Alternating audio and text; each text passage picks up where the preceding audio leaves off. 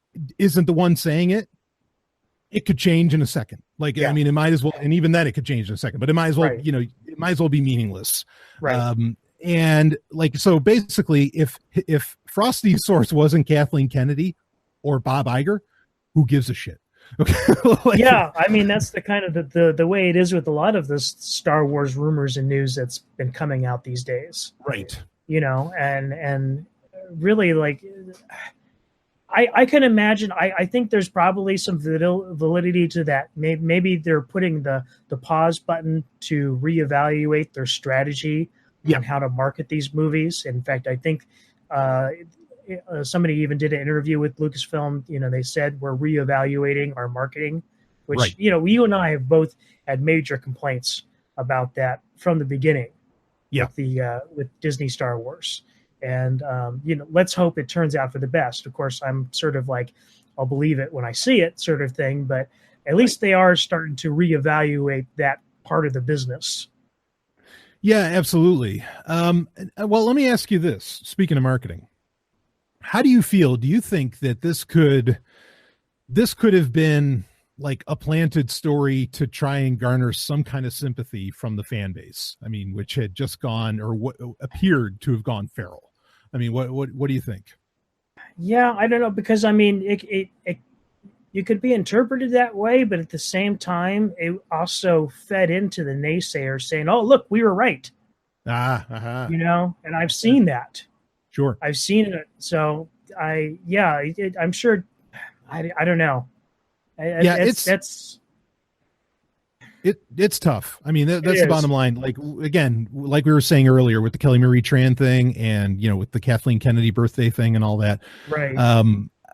Like, and I made this point on Sovryn Tech when I talked about it. Like, you know, again, you can't know what's real. Like, you don't know. Right. Like, I mean, I could totally believe that there would be this whole, because I mean, one could argue that it happened with Ghostbusters with Leslie Jones, where, you know, she ran away from Twitter, and it was all to try and make, you know, and the argument goes from some people, I'm not saying I agree with it, but the argument is that was just marketing to try and get people to go see Ghostbusters. And you know, it's such a ruthless market right now because it's so saturated that you'll do anything to get, you know, asses in the seats.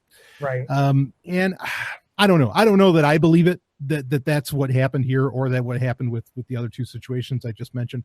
You know, the thing I'm thinking though is like, if that, like, Disney certainly has a reputation for being ruthless. Sure. No doubt about it. I think if that sort of thing was happening, it would be happening, you know, from within the Disney fold, but outside of Lucasfilm. Because I mean, I generally, like, the people that are still the people who are working at Lucasfilm now are still, for the most part, the people who have been there since George Lucas was there. Yeah, it's tough to imagine John Knoll would be behind this. Right? Yeah, and those people are I think, for the most part, you know, 100% generally sincere. Yeah, in all the stuff that they do and their enthusiasm for the franchise. Yeah, and I just can't see them participating in something like that and not having, you know, to have some sort of objection or crisis of conscience. Sure. No, I think that's a great point, and maybe the best defense against, you know, any argument that this is some kind of AstroTurf. Because I agree. I totally agree. Like half the people there at Lucasfilm, like I say, are ones that have been around, you know, for a while now. Yeah. And I just, I can't believe that they'd be okay with any of that. I mean, these are like really, like you said, they're passionate. They love the franchise. They love what they're doing. It's just, everything I've heard, and I've talked to people who've worked there before. It is generally a company that tries to retain people and goes out of their way to make them feel wanted and welcome, and hold on to really great talent. And they do it. They really do it. Yeah. Well, I think, I mean, working with George Lucas, you know, people can have their arguments about him. This is a guy with his heart on his sleeve, and I think he's large, except for like his BSing about how much of this he ever had planned. I think he's largely a straight shooter. I think that has to rub off on you. Like, I mean, and he would want to he likes to surround himself with yes men, but he also likes to surround himself, I think, with genuine people. I mean, that's kind of the downfall, is to the corporate atmosphere of Lucasfilm. Is Right. Maybe people were too accommodating to George and didn't question any of his bad decisions. Because if you go and watch some of the behind the scenes footage of even episode 1, and there was a clip of there where they were doing the company screening. Yep. With George and all the producers, and George was even kind of like questioning, like, yeah, did I really do the right thing here? Yeah. Well, Spielberg, I mean, well, anyway, we could go down that for a while, but no, I hear you. I mean, guys like Rick McCallum, well, I think there's a reason Rick McCallum's not at Lucasfilm anymore. Yeah, absolutely. Yeah. Well, so, okay. I mean, so the spinoff movies, bottom line is that was all rumor. It came out on ABC that, oh, no. Like, this stuff might be, a little bit, we're re-strategizing or something like that. They didn't like give any solid dates for, say, an Obi-Wan movie or anything like that. But bottom line being, that hasn't even been announced. No, right. It's never even been acknowledged. Yeah, exactly. Aside from that, I think that Ewan McGregor said that, yes, we've talked about it. Right. So, but ABC said, no, this just isn't true. And look, like I was saying earlier, I don't mind if they want to just concentrate on episode 9, see what episode 9 does before they figure out what their next step is going to be, outside of the one thing that nobody's complaining about, which is the Jon Favreau TV series that's going to be on Disney streaming channel starting in 2019. Does that seem early to you? Do you think they're actually going to hit that date? Oh, I think they can pull it off, because they said, like, so they what was I think they said 6 episodes, like they had 6 episodes already written. Okay. They were going with that. Okay. I mean, like, I was thinking, I didn't realize it was that limited, and the number of episodes they're doing, because I was thinking, what seems to be today the traditional is about 12. Yeah, I think they're going to do 12, but they said they already had 6 like flying, like that they're rolling. Okay. So I'd agree with you. The thing is, Star Trek Discovery has been a very enlightening experience for me. Like the production on that. Yeah. And they rolled out like some very heavy episodes, and they made them very quickly. Right. Like it was shocking how quick that they did a turnaround on those. So yeah, so I think they can pull this off. But also, Star Trek Discovery got delayed twice. So yeah, exactly. Yeah. Star Wars too. Yeah. I don't know, but yeah, concentrate on that. Concentrate on episode 9, and see what happens, see what the reactions are to that. And then, Star Wars is back on fire. Great. Then go ahead and do your Star Wars stories. I mean, Star Wars is always going to be on fire to a certain degree. I mean, I'll tell you one thing that I'm sure neither of us is worried about in the least is Resistance. Right. The animated series. Just not like no questions. Yep. I mean, Filoni's in charge. You're just like, all right, well, this will be fine. Right. Yeah. Now, speaking of people, I agree with you there. And that's, again, I know some other commentators have talked about this. I really do think that TV, as it were, as in not in theaters, could be Star Wars really like where it's really going to shine. Yeah. Even brighter perhaps than it ever has before. Right. It'd be interesting to see where the Favreau series goes and how successful it is. I'm fairly optimistic about it, but here again, it's just kind of waiting and seeing how it turns out, because it could turn out to be like a really big deal. Because I could definitely see them, like, imagine if they did pull back on some of the Star Wars stories, and instead of doing them as movies, adapted them as sort of like a miniseries for television or something. Mm-hmm. I could see that working for them really well with something like Obi-Wan. Yes. Yeah, I agree. In fact, well, we'll get into this other subject in a second. Kind of like it's more of a question than it is a story. But before you know what? Let's get into it. So, sure. The Rian Johnson trilogy. I know we have more we want to say about Kathleen Kennedy, but we can get to that right after this. The Rian Johnson trilogy, which was announced. Here's something that maybe you don't want to take the risk of putting in theaters. Right. Like maybe. So the question that I posted, or that I put in, we have a document that you and I work off of here for the show. I said, should Lucasfilm back off of Rian Johnson's trilogy?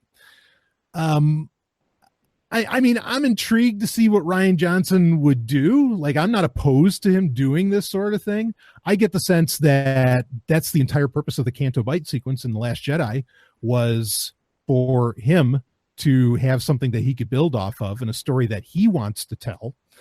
And I'm not even saying that might be a bad story. I mean, it was a bad part of the movie. I mean, almost universally agreed that was shit in that film. Yeah, and I was going to say that too. I mean, like, whether or not you liked The Last Jedi or not, it does seem to be a kind of a consensus that was like the weak link in the chain of that movie. Yeah.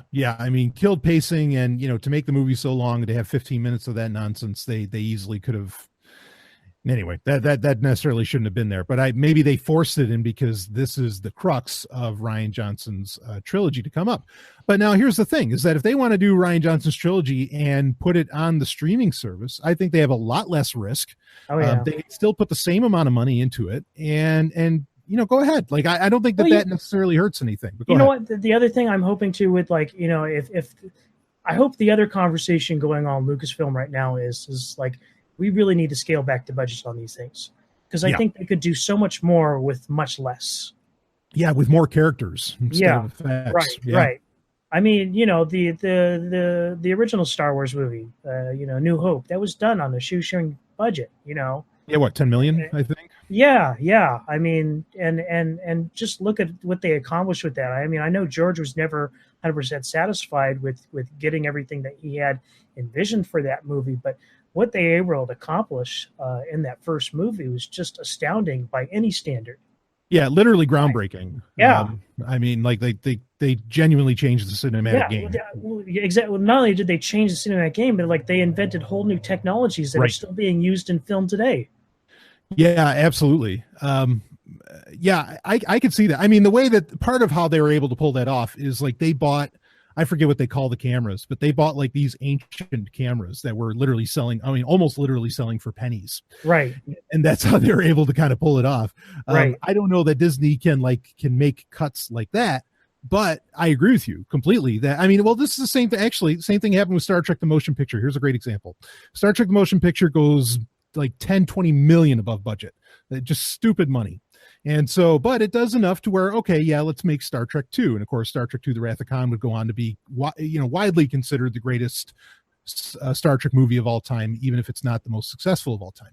But Star Trek 2 was made with a TV studio production team, not with a movie studio production team. Well, that's originally started it was going to be Star Trek Phase 2, and then it turned into the motion picture.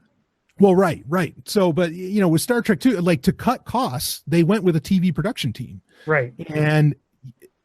But because they concentrated on, well, let's make this a great fucking movie, or, great characters and story and all that, instead of so much these, crazy high production values, which I still love from the motion picture. It worked. And again, it's widely considered the best of the bunch. So I think that, I think Star Wars could do the same thing. We've seen this throughout Hollywood over and over again. I mean, I think about like the Matrix movies, how like the first movie was done on a relatively small budget, made a ton of money, and then the studios just like, okay, let's throw all the money at these people. And I actually think that produced an inferior product by them having too much money. Yeah, and like a lot of free reign. As well. Which, see, now, if I was, and I know they'll probably never do anything like this, but if I was in charge over at Lucasfilm, I would actually create sort of like a art house sub studio for Lucasfilm, where you could bring in young directors and smaller budgets and let people experiment. And don't spend a whole lot of money on it. If they produce something that's really of quality, put it out in there in the world, whether it be, on a streaming service or something like that, or on YouTube or whatever. And if it doesn't work and, they get bad reaction to it, they don't have to release it. Yeah. Yeah. Not a lot of skin in the game if they do that. Right. Hedge your bets. Yeah. That is brilliant. I think. I really think they should do that. Oh man, because like instantly what came to my mind, first off, look, these things don't have to be 2 hours a pop. You can do a 30-minute, have fun with like a little 30-minute production or something. Right. That's a special of some kind, Right. And not holiday special, but like I reminded me of my favorite Star Wars fan film of all time from back in, I guess maybe from the 90s.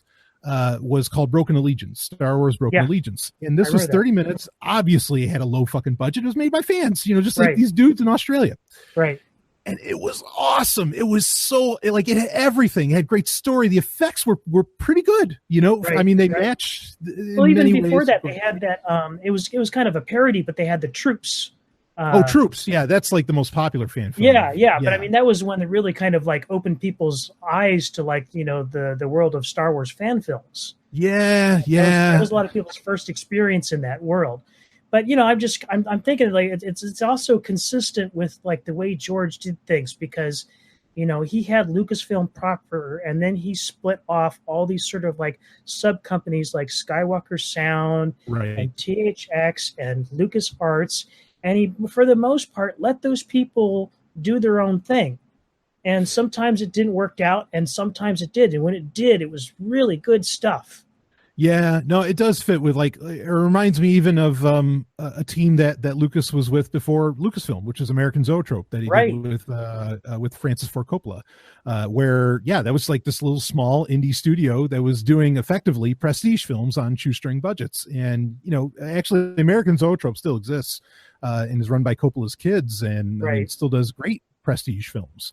Prestige meaning they know they're not going to be a blockbuster. Like this is something just to make critics happy. Right. But it's something that potentially a blockbuster could come out of, you know? Yeah, something special could come out of. I mean, or it's something that at the very least is memorable and that you can build the blockbusters on top of, because you can still like please the fans or whoever else with this really far out thing. And like I said, just build the money makers on top of it. And it's the way you innovate. I mean, it literally is necessity being the mother of all invention. If you give these people limited resources and say, hey, you know, go at it, you know, they're going to come up with new and interesting ways to do things. And maybe even what they produce isn't going to be of great value, but potentially some of the processes or technology they come up with in producing those things could be of value to the greater studio. Yeah, absolutely. I think that's a brilliant idea. So, well, let me ask you though, like straightforward. I mean, do you think that they should cancel, you know, the Rian Johnson trilogy? Should they back off? What do you think they should do with that? I think if they were going to put anything on indefinite hold, that should be the one. Yep. You know? Yeah. No, I agree with that. I mean, and we talked before about this, about, you know, the sort of the backlash against The Last Jedi and how, you know, we kind of think a lot of these people are sort of puffing themselves up to look like they have greater numbers they do. And another thing we found out about the Solo or the thing with Kelly Marie Tran is so apparently some of the people who organized this were part of that Give Us Legends group. Oh, are still pissed off about, you know, them canceling the Legends continuity. Right. And so these people just won't let go. And I can understand it to a certain degree, but they're really just being kind of really negative and nasty about it. These were the same people that, you know, were like going out to theaters when The Force Awakens came out, and they were intentionally spoiling the movie, you know, that Han Solo dies. Yeah. No, I mean, I can sympathize with them to some degree as well, like wanting that, because, you know, I invested a ton of time in the EU. Right. At the same time, like I'm not going to kid myself and think that like I have any sway on Bob Iger's decision making. Right, and here again, these people they're not a big group. They're a very small but coordinated group of people that, you know, just like they have a specific goal in mind. And fortunately, the way that they see themselves achieving that is by tearing down the Disney canon. Yeah, which is crazy because great stuff's happening. I mean, we got Filoni there, folks. Let him do his shit. Right. I mean, man. Well, you know, the funny thing is, you know, I've come across a couple of these people, and they haven't even like watched the Clone Wars, and that's not. I mean, that's part of the Disney canon, but that was all George. Yeah, that was part of the EU. They refused to watch it. They still think it's just purely a kid's show, and I'm like, no, you're missing out. You don't know what you're talking about. Yeah, that was Star Wars on literally the grandest scale ever made. I mean, yeah, really. Yeah, I mean, it's still like probably one of the most epic stories in all of Star Wars is that whole, you know, following Anakin and Ahsoka. Right. And you know, leading into Rebels too. Because I mean, really, that is kind of like a cohesive story. Yeah, absolutely. So, all right, well, let's switch it up just a little bit, and let's talk a little bit about rumors that, Kathleen Kennedy is going to get ousted because of all the stuff that we've been talking about, even though half of it's bullshit. I mean, what do you think about this? Like, I mean, do you think this is happening? Are they bringing in Feige? What's happening? No, I think it's just more FUD, Uh-huh. and for all the reasons that we were talking about earlier. And the funny thing is like people started picking this up and taking it as gospel truth, and they started, prematurely, cheering and celebrating. And here we are. I mean, this came out earlier in the month that this rumor came out, and here we are. We're at the end of the month, and nothing's happened, and nothing's going to happen. Yeah, this is one of the things where. So, I mean, we do the Star Wars update because there is news to talk about, no doubt about it, with Star Wars. Even just the official stuff that comes out from Lucasfilm, we could talk about once a month, certainly. But, there's an entire industry now around Star Wars news, right? And you kind of have to have news to talk about every week or every day. Like if you're making StarWars.com or one of those. Absolutely. I mean, if you want to talk about a conspiracy of people, drumming up news to create, business for themselves, it's the industry surrounding Star Wars and not literally Star Wars itself. Yeah, this has been a problem for me for a while. And The Last Jedi really drove a lot of that home for me, is that the industry around Star Wars is a problem. Well, I started noticing it before that too. Mm-hmm. I mean, I got to we were talking about Collider earlier, and during their first year of doing Collider Jedi Council, I watched every episode, and after a while, I just started, it started stinking a little for me, and I'm like, there's something not cool going on here. Right. And people are, they're like, and they were like one of the biggest proponents behind pushing this theory that Snoke was Plagueis. Yeah. I remember they were the biggest advocates of that, and they just kept pushing it and pushing it and pushing it. And it literally drove some people into a frenzy about it. And so when, finally it comes around time, the movie comes out, people are disappointed because they didn't get what they expected, because these people that have really no insider knowledge whatsoever have been pumping this story just for their own notoriety. Yeah. I mean, so real quick, I don't want to add to it. Like, I know some people are saying like, there's still a chance, that Snoke is Plagueis. Like if Snoke comes back in 9, which I mean, again, there's no plan, so there's always still a chance, right? Because since they don't have a unified vision on things. But regardless, no, I mean, your point is still sound, and that's something that we really got to pay attention to, is that a lot of this stuff, it's FUD. I mean, it's news for news sake. It's not actually. And it doesn't even have to be FUD, because I mean, like, I don't really consider the whole Plagueis thing FUD. It was just that. They caught on to this popular idea that was being whispered about in the fandom, and just really started hyping the fuck out of it, whereas people weren't able to manage their expectations anymore. Yeah. And that hurt the franchise. Oh, yeah. Yeah. I mean, I know I was pissed off because, like, I was not buying into it, but, like, I was like, okay, well, the arguments, all right, yeah, sure. But, I mean, once you realize that there's no unifying vision going on right now, which does need to happen. Then you're just like, okay, there's literally no point to predicting jack shit, unless it's something to do within like Filoni's show, who that's really, I mean, this is the thing. So I don't think Kathleen Kennedy's going anywhere. At least she's not going anywhere until Dave Filoni is maybe like 60 or something, and he's just going to run everything. Well, I mean, I've said it before, that guy's the heir to the empire. Yep. And whether or not he takes over the company or not, I don't care. I mean, he is the premier creative force in Lucasfilm right now, as far as I'm concerned.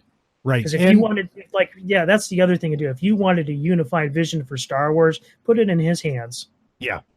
At the very least, get him in every pitch meeting, get him in every decision. I mean, like, he needs to be, he needs to be on the left hand, like Lucifer to God, and God being Kathleen Kennedy, I mean, that's calling the shots here and ready to rebel if needed, I suppose. Right. Too.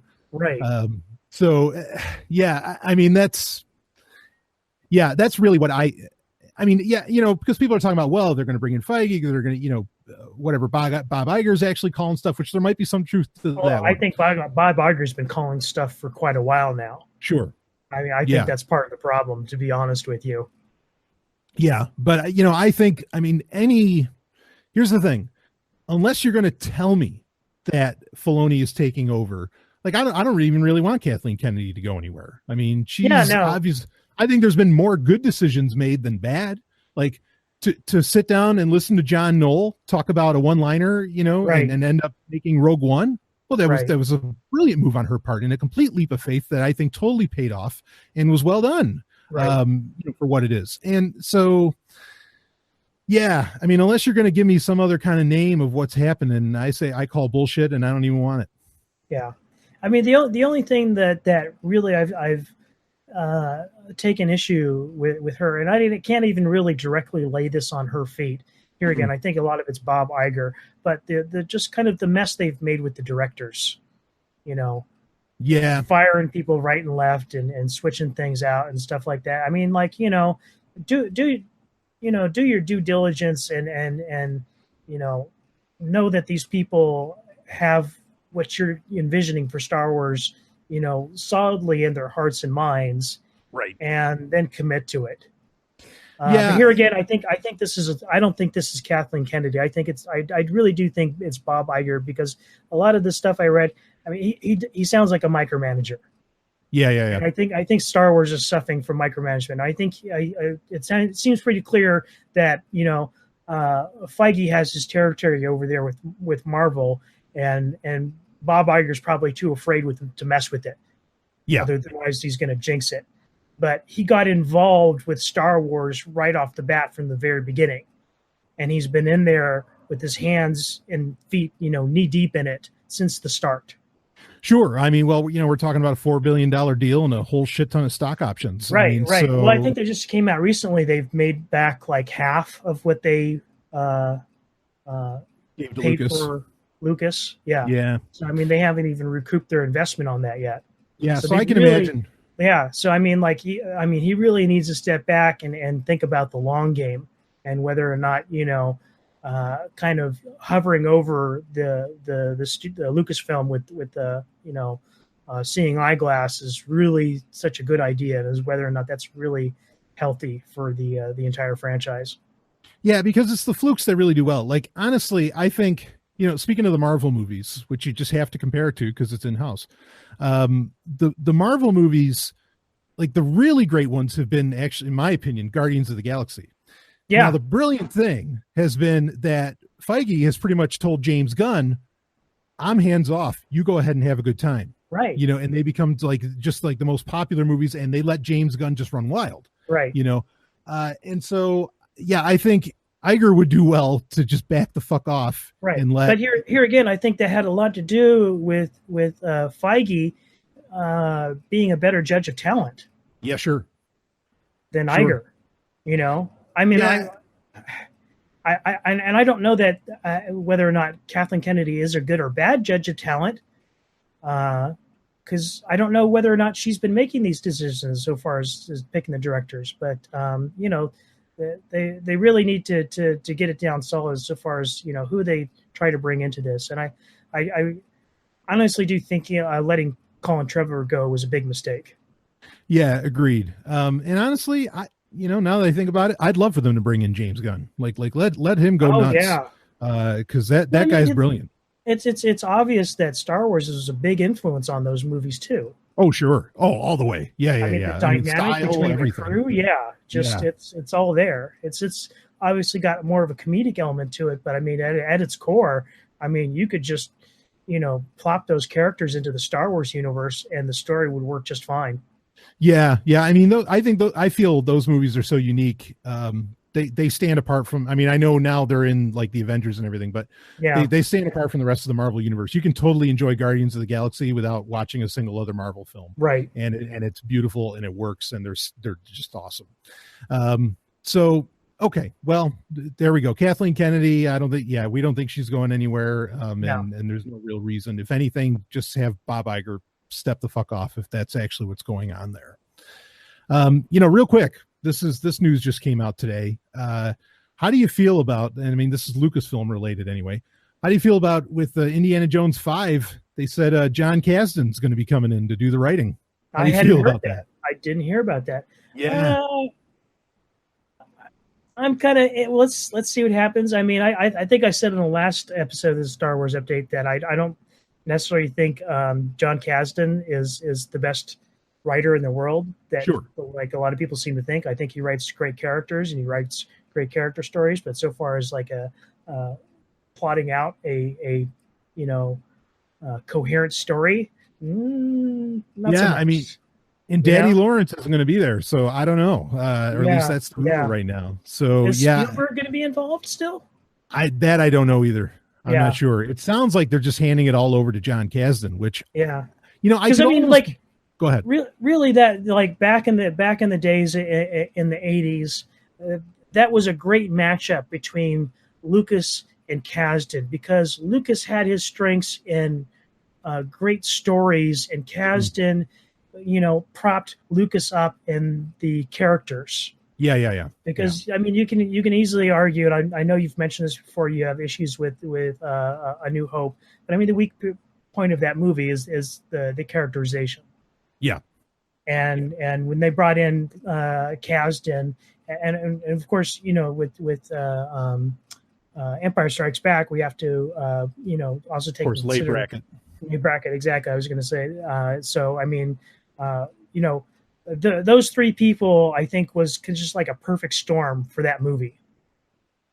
And here again, like it seems like they keep trying to go back to Kasdan, trying to bottle lightning again. And I'm just sort of like, yeah, maybe, but I'm kind of skeptical as to whether or not you can pull it off. Yeah, I don't know. We'll see what happens. With Indy 5. Kingdom of the Crystal Skull is still in my head, and I don't want it to be. I've only ever seen it once, but it's the most memorable Indiana Jones movie to me, and not really, way, obviously. See, to me, it's my Highlander 2. Whoa. I love the Renegade version of Highlander 2. It's okay. but I mean, anyway, no. I mean, Kingdom of the Crystal Skull is it's so bad. It really is. Yeah. But no, I get the Highlander 2 joke, like that. It's just not canon, right? Right. We'll just pretend that didn't happen. Anyway, so I thought that was interesting news. So we'll see what Johnny can do. As far as that goes. But all right, why don't we let's get out of the stories segment of this. We're probably not going to get. I don't think we're going to get into the comic books again this month. Okay. But that's okay, because there's major story arcs that are coming to an end, I think, in the next month. So so we can have like a good broad talk about them. First thing we'll get into is the fan production of the month that we do every month on the Star Wars Update, and then we're going to get into a new segment that I started, I think, last month, which is the question of the month, and I think we got a doozy, we got a fun one. But the fan production of the month is related to one from a couple months ago, which I had said was going to be coming out, and that is the next album from metal band Galactic Empire. And what they did in their first album, which was just a self-titled Galactic Empire, they take your classic Star Wars themes, all the tracks that you have on your soundtracks and everything, and they metalize it. They put it to metal. They break out the guitar, the whole thing.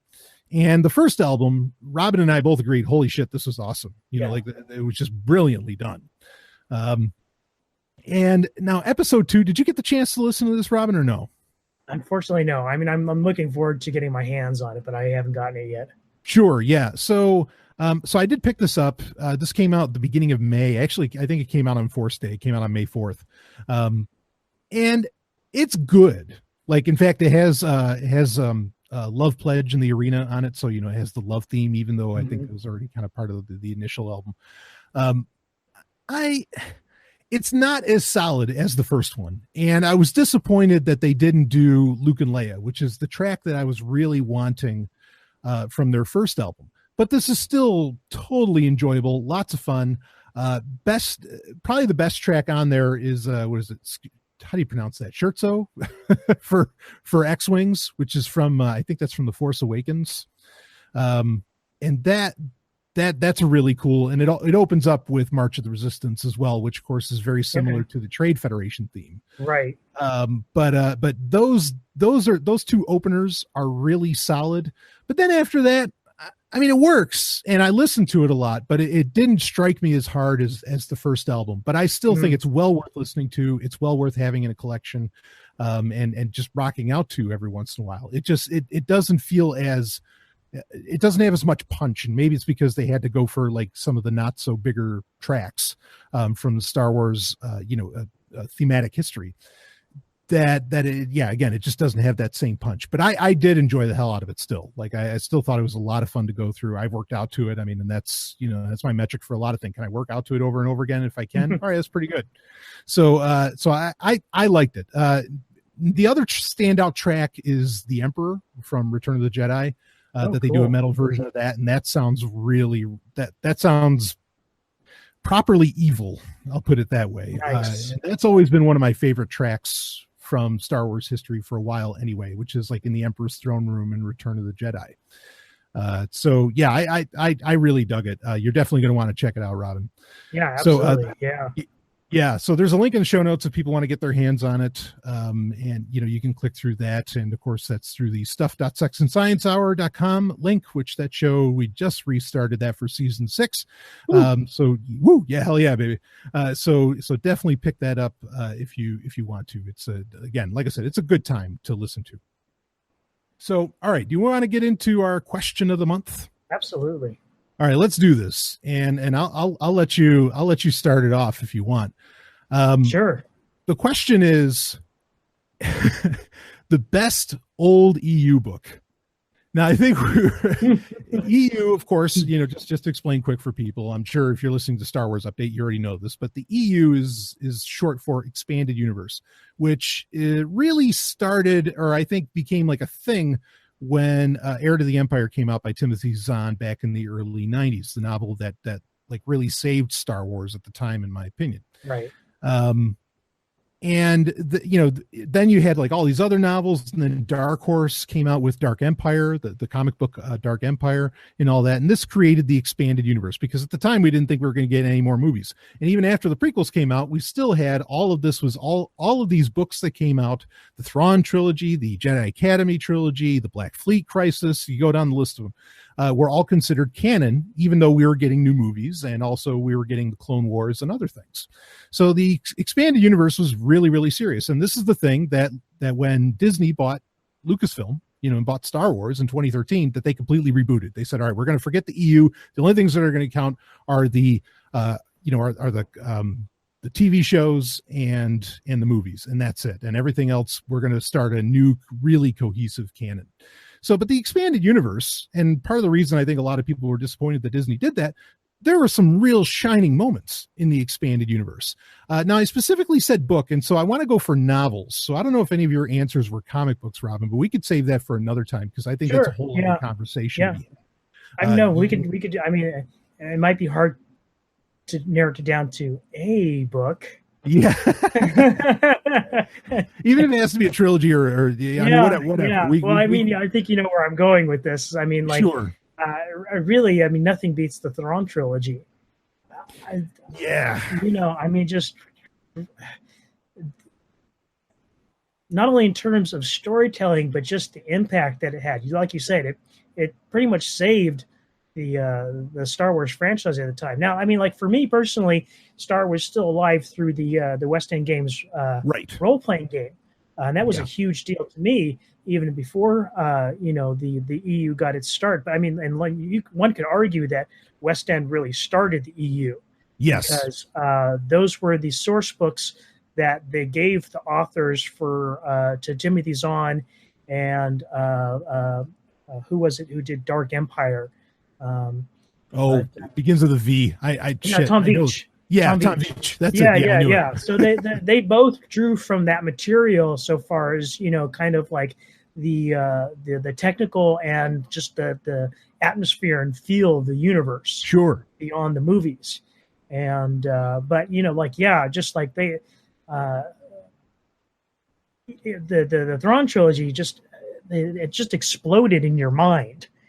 Yeah, it was just so brilliant, and I have a feeling I know what yours is, and it's definitely a great one.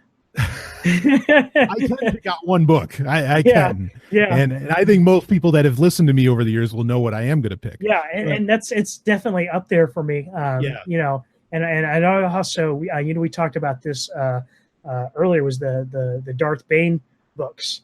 Right. Those to me are the other highlight of the series. And the other books that Timothy Zahn did that weren't the Thrawn trilogy, but they had that Thrawn duology. Yeah, the Hand of Thrawn. Hand of Thrawn. Yeah. Yeah, he also did other past and Vision right, of the Future. Yeah, and they expanded upon like stuff that was talked about in the Thrawn trilogy. Like he wrote the book Outbound Flight. Right. A bunch which of even tied into episode 1, which I thought was brilliant at the time. Yes. Yeah. Nice retconning. Right. Yeah. Yeah, exactly. Yeah, I mean, and a lot of people don't realize, with the Thrawn trilogy, like that set a lot of rules. Like right. Because I think a lot of people would get into the EU at the time and they'd say, well, why isn't the ghost of Obi-Wan around, or the ghost of Yoda, or all these other people? And it's because in the Thrawn trilogy, really in the very first, in Heir to the Empire. Yeah, that was like one of the early chapters. Yeah, like Obi-Wan appears one last time and says, yeah, we're passing on. We're going elsewhere. And we're not going to show up again. Of course, now, in the new EU, or in the new canon, like with The Last Jedi, obviously you get Yoda, 30 some odd years later. But that would not be so in the old EU. So but there are a lot of little rules laid down including some different explanations in a way of what the Clone Wars could have been and what it could have meant. Yeah. We have to have a discussion about that sometime, because there's a whole sort of universe out there that doesn't really exist anymore, but it was an alternate vision of the Clone Wars. Are you talking about what Mattel had, or was it Mattel? That's part of it, certainly. That's certainly part of it. Yeah, agreed. And in fact, this is something I would love to see somebody pick up the ball and run with, was that Mattel, what did they call that line? They were planning a toy line in 85. Right. I can't think of the name of it. But anyway, they planned this entire Star Wars. I mean, and they went pretty far. There was some prototypes and everything done where there was going to be this entire storyline. It's after Return of the Jedi. The Clone Wars are going to heat back up. Tarkin is still alive, which I thought that was cool. And a whole bunch of other stuff. They were going to, effectively, this toy line was going to allow, it was going to be a bit of a hybrid between like a role-playing game that you could do yourself, but it was going to give you the sandbox to create your own stories after. Right. It definitely had sort of this, participatory, element to it. Yeah. It feels like the FPAA Living Force campaigns or something. Yeah. It really felt like that. Exactly. Yep. Yeah. So that was a thing. And that was based upon some differing concepts of what the Clone Wars was, right? Which also were a major part of the Thrawn trilogy with the character of Jorah C'baoth. Right. Well, like clones were a huge part of those novels, especially the last one, the Last Command. Yeah, lots of clones show up in that, including one of Luke. Yeah, right. And I even remember, even the book before that, the Dark Force Rising. It was a huge shocker to find out that, where's the Empire getting all of these stormtroopers from? Oh, well, they've been cloning them. Right. Yes. Yeah. A lot of these ideas, which would end up changing, like even from the prequels onward, not necessarily something that Disney did. So yeah. Star Wars, the epic continues. Yeah, that's it. The epic. Yeah. I was going to say the word continues is in there. But, yeah. Mm-hmm. But people, actually, it might have been the first or second issue of the Sovryn Tech newsletter. I shared a mini documentary about that. And it is just the most amazing thing. And my mind just went on fire when they started talking about it. It's like, I think I sent that to you, didn't I? I think you sent it to me. Yeah. Yeah. Yeah. But all I could think of when I saw that was like, oh, fucking A, I want to write this. Right. like I want to do that. That is great. But, anyway, so, but that wasn't even necessarily part of the old EU, but it could have been a progenitor to it, certainly. Yeah. Yeah. Well, and like I say, we'll talk about this another time, but I mean, like, during what they called the dark times in Star Wars, there was a really healthy fan fiction community. And some of the stuff in there was really top quality, and they had different ideas about the Clone Wars, and a lot of them were based off of, stuff that George had said in articles, or that had, sort of seeped out Right. And they were just taking elements and ideas and incorporating and just there was some really interesting stuff out there.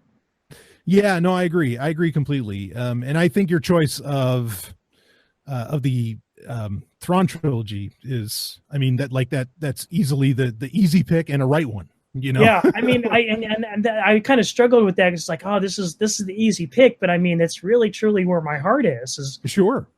Yeah, absolutely. And I mean, and Thrawn is, has been for a long time, probably next to Princess Leia, probably my favorite character, or I mean, even beyond Princess Leia now, but my favorite character in Star Wars history, because he's Sherlock Holmes in space. Yeah, same here. I mean, up until Ahsoka, he was my favorite character too. Sure, right on. Yeah. So any other standouts? Like I said, the Darth Bane books were really good. Rule of Two were great. Yeah. Yeah. Some of the X-Wing books were pretty good. Oh yeah, especially that initial run. Pretty much up until they went to Wraith Squadron. That was a really cool series. You're right about that. Yeah. Right. Actually, some of the Han Solo at Star's End, or even Splinter to the Mind's Eye. I mean, those kind of get left out when you're talking about the Star Wars EU, because that was really before the Thrawn trilogy. Yeah. And Thrawn trilogy is generally accepted to be the beginning of the EU, but they did later on, kind of work those into canon. Yes. To the EU canon. And those were good, and the Lando books too. Those were all well written, decent books. Yeah, no, I agree. I agree with that completely. And I will. So my pick, I guess if you're ready to get into that. In fact, you know what? I'll let you call it, because I know you know what it is, even though Shadows of the Empire. I mean, right. This was, I mean, people got to understand, and I totally agree with you on everything you said about the Thrawn trilogy. And I've said it many times myself. That's what saved Star Wars. That's what brought it back into the popular mindset. That's when you started getting Boba Fett t-shirts in stores again. I mean, it was really big deal. Yeah. I think it's a bigger deal than the prequels. Go ahead. Yeah. Well, I mean, it relaunched the merchandising, because they came out with new Star Wars action figures and all this other stuff. I mean, and this was all way before the special editions and the new the prequel trilogy. So I mean, I think in a lot of ways, it made it possible. The EU made that later stuff in Star Wars possible. Certainly. Yeah. No, I agree. So, no argument from me on any of that. But here's the thing, is that we didn't, at the time, we're talking this fluctuating time in the 90s here, where it's not the dark times, but, Star Wars is coming back and everything, but, we don't know what we're going to get.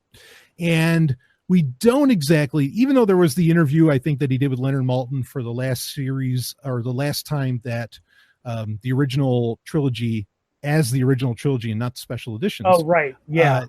Where he mentioned that there is like a prequel trilogy, and that he might have been working on. He mentions the special edition in these opening interviews with Leonard Maltin, which I've watched over and over again, because at the time you didn't have YouTube, so you just rewatched these funny things at the beginning of VHS tapes. Mm-hmm. So, but regardless of that, we didn't know if we were going to get movies. I mean, we had no idea if that was going to happen. The next best thing that we got was this, not just a book, but even the book alone, I still think I still think it's enjoyable for a lot of reasons. But you get this multimedia event, which is Shadows of the Empire. Yeah. It's a video game, art book. It's everything except for a movie, even a soundtrack by Joel McNeely. The whole thing. Yeah. Well, I mean, I think that book, that transmedia event, was the first truly successful test model for that kind of, sort of marketing and way to do a story. I mean, really, it defined what transmedia is.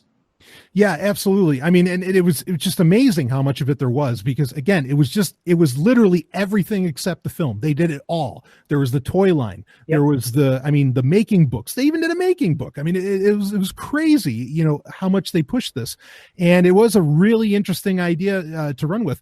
But they had the comic books too. Right. They had the comic book and a sequel comic book series. Shadows of the Empire Evolution. But the book itself was still genuinely great, in my opinion, by Steve Perry, not the lead singer from Journey. But but it was a great, I mean, it was a short book. I remember I read it well inside of maybe a day. I mean, it was a super short book. And the writing might not have been the best, but what was so incredible about it was you got Darth Vader again. Mm-hmm. And I mean, that was something that was huge, but you were getting all of these characters in this magical time between The Empire Strikes Back and Return of the Jedi. And I think one of the proofs of its strength and its power as a story was that, yeah, I mean, in the comic book, they might have dealt with it a little bit, but there was no mention of Han Solo. You didn't get that at all. I mean, you had kind of a placeholder with Dash Rendar, but he wasn't so much of a big deal in the novelization of it. And I'm trying to kind of keep this to the novelization in a way. But the story did so well, people really loved it, and there was no Han Solo, which some people would argue that the problem or for a lot of people, I remember back in the day with prequels, is that, well, hey, wait, where's the scoundrel? We need a scoundrel character. We're not getting one. So I thought that and the other thing, go ahead. You mentioned Darth Vader too, and the great part of that was not only did they bring Darth Vader back, but they created a foil for him that wasn't part of the traditional cast of Star Wars Rebel characters, right? And Prince Xizor, yes, which is just that was brilliant. I'm still waiting for that character to come into the new canon, because I thought he was a great character, and a very sexy character. Like this, he could engage in a degree of mind control with these pheromones and everything. He's seducing Princess Leia, which I thought was so fucking hot as a teenager. I still think it's hot. I mean, it's questionable, and actually I had conversations around this moment. Stephanie, wait a minute. So if a species, so Prince Xizor is this, or however they ever wanted to pronounce it. He's what's called a Phaleen, which those are canon because they're in the Clone Wars. Yeah. Okay. But he's this lizard. Filoni bought them back in the Clone Wars too. Exactly. Yeah. Right. So this lizard humanoid species called the Phaleen, they have this ability to where they can project, or they can emit pheromones that make the often female members of other species, makes their minds very cloudy, and open to suggestion, as it were. And so, there's a point where he's using this to really, in a very real sense, mind control Princess Leia in a way. But the ethical argument is wait a minute, but he's just doing what he naturally does when he, wants to have sex or something. Right. Is that somehow unethical to use pheromones that his body produces? And I mean, anyway, it's an argument that, or not an argument, it's a fun argument. Well, I'll tell you what would make it even more fun is if they did decide to bring that character back and they gender flipped it. I think it would be brilliant. I would love that. Or just have another Phaleen. That's fine too. Yeah. But, however they want to do it. Right. But I mean, it doesn't necessarily have to be Xizor, but I mean, bring in a female Phaleen that, come in and successfully seduces Luke Skywalker or Han Solo or whoever, That would be pretty awesome. I'm down for that. Yeah. So you had that. I mean, you had the sexy elements, which was rare and almost unheard of in Star Wars at the time. Right. I mean, and you also had not just what the Phaleen could do, but you had Guri, who was this human replica droid that looked like a woman, beautiful woman. And Prince Xizor says right in Shadows of the Empire that she will join him in the bathtub and they'll have the time, and I just love that. I thought that was so sexy. And it was really up until maybe Lost Stars, it might have been the sexiest Star Wars book or the most sex filled. What was sexy about that too is she was immune to his pheromones. Right. Yeah. Yeah. I mean, again, she was a droid and, one could argue how programmed she was, but you do find out later on that she had her own free will. So exactly. Yeah. So Shadows of the Empire, there's really, before or since, there hasn't been anything quite like it. And it was such a special moment to get a story between Empire Strikes Back and Return of the Jedi, which is rarely even done in the new canon. Well, they tried to do that. What was it? Heir to the Jedi. It just really was not that good of a book. Yeah, that didn't work, and they did it because there's the Princess Leia, not young adult, but young person book. Oh, right, Moving Target or something. Gray? What is it? You're talking about the one written by Claudia Gray? Or no, this is a different one. It's it's called Moving Target or something, but it's pretty much the mission of how they got Shuttle Tydirian. That's what you find out in the book. Okay, I haven't read that one. Yeah, there's 4 of them that they did at the same time.